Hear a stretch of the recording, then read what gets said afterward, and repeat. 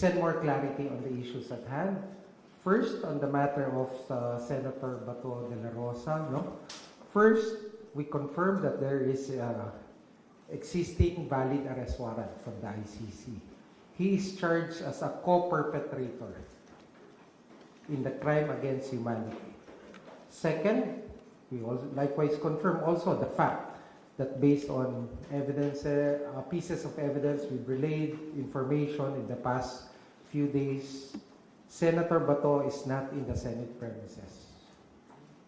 Third, yesterday, the Supreme Court did not issue a temporary restraining order. Neither was a status quo ante order was issued. But the main case is still pending with the Supreme Court. Fourth, the arrest warrant is enforceable.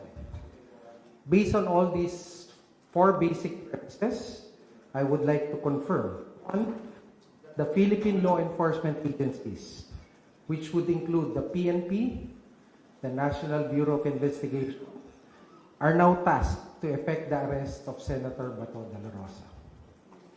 Senator Bato is a fugitive from justice, and he should be brought to the ICC to face the charges before him.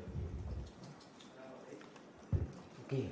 On the matter regarding the ongoing the panel, the investigation of the DOJ panel on the events that transpired from May 11 to May 14. It's ongoing. We are in receipt already of the report from the GSIS. We are already also in receipt of the complete report from the NBI. The PNP asked for some time to collate, remember the press briefing I had together with General Nartates and Secretary John Vic at the Office of the President the other day. The PNP is collating all documents and will be transmitting it to us soon. Next, we also made a request to the MMDA for all footages related to, especially during May 14, after the 2:30 a.m. Apparent escape of Senator Bato from the Senate premises. Our panel also would be inspecting physically. The exact time would be either tomorrow or today. We'll be visiting GSI's premises, and there's request also for a similar visit also to the Senate premises where the event transpired.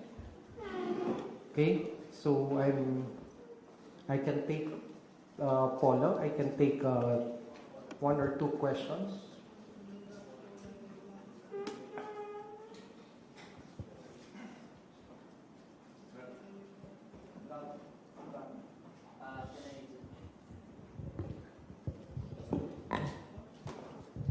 Good afternoon. Can I stand up? Sorry.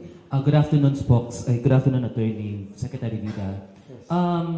Given the pronouncement you've announced earlier that you are now directing the law enforcement agencies to conduct an operation, do you know? The exact term is to effect the arrest of Senator Bato de la Rosa pursuant to the validly issued ICC arrest warrant. So pwede na po bang magsagawa ng manhunt operation ang NBI, PNP? Huwag na natin. Manhunt is a dramatic or a sarsuela word. They will effect the arrest warrant. Okay. But have you also communicated with the NBI regarding that matter? Nakipag-usap na po ba sa inyong NBI regarding that matter from yesterday? Kasi we tried reaching the NBI and they said na wala rin po silang pwedeng comment na may ibibigay po nila yan sa inyo. Ngayon, nagsabi na po kayo na pwede nang ma-enforce yung warrant. Can you now direct the NBI to take part or do an operation regarding that case? Yes, exactly the purpose of this press briefing is to make that public announcement. Yes. NBI can already conduct to pursue their operations to effect the service of the arrest warrant. Thank you. Hi, Sir Camille po from TV5. Meaning, sir, hindi na kumbaga wala na sir yung conditional arrest nung Friday na kapag nag-attempt siya na umalis ng bansa, saka lang siya huliin. So ngayon, ibig sabihin, kahit nandito siya sa bansa, makita siya, pwede na siyang damputin, arestuhin. Ganun na po, sir. Tama yan. So sir, ano po yung mangyayari doon sa, kasi ginigit din po nung kampo ni Senator Bato ay wala pang final ruling doon sa main petition nung inihain ni Senator Bato. So, hindi na po hihintayin ng gobyerno na maglabas ng final ruling ang Korte Suprema doon sa mga legal issues, doon sa pinaka-merits ng kaso. Again, I go back to the four premises I stated earlier. First, there's a valid arrest warrant issued by the ICC. Second, he is not in the Senate premises. Third, there's no TRO or any interim order from the Supreme Court. Fourth, the arrest warrant is now enforceable. So it will be enforced and it will be served to the person of Senator Bato de la Rosa. Sir, anong mangyayari kapag na-aresto na siya? Will he be automatically surrendered right away in The Hague like what happened to the former president? Or may in custody ba muna siya sa PNP? Ano po yung magiging proseso? Okay. These are operational matters that I cannot discuss so that we don't defeat the purpose of the arrest, which is the ultimate objective is to bring him to the ICC. We have time for one more question. Picking the next hand I saw earlier. I have another thing, no? Wanted to talk to you first and to make the announcement. But Paulo will seek further clarifications after that. Secretary, good afternoon. Jairo from Rappler. Operationally, Secretary, you said that huwag natin gamitin yung manhunt operation. But operationally, what would happen now?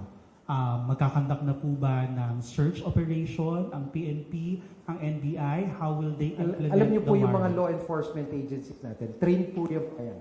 Alam nila may standard operating procedure, meron yung mga intel gathering, intel analysis, counter-intelligence measures that they will pursue. And they are expected to pursue this.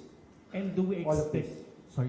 do we expect them to have a common plan, a common, operational procedure on how to arrest pa to? Magkakaroon po ba kayo ng meeting? Nagkaroon na po ba ng meeting ang NBI, ang PNP, at ang ating mga law enforcement agents to implement this warrant of arrest? Definitely, there's coordination among the various law enforcement agencies. There are existing guidelines, standard operating procedures to effect the arrest, and all of this will be followed. Last question po for me. Is this an order from the President himself? Ito po ba ay order ni President sa DOJ to order the law enforcers to implement the warrant? Sir? So actually, this presupposes any order because this is actually giving operationalizing a valid arrest warrant. Okay, and given that there's no interim order from the Supreme Court, the same is now enforceable, and the law enforcement agencies will enforce them.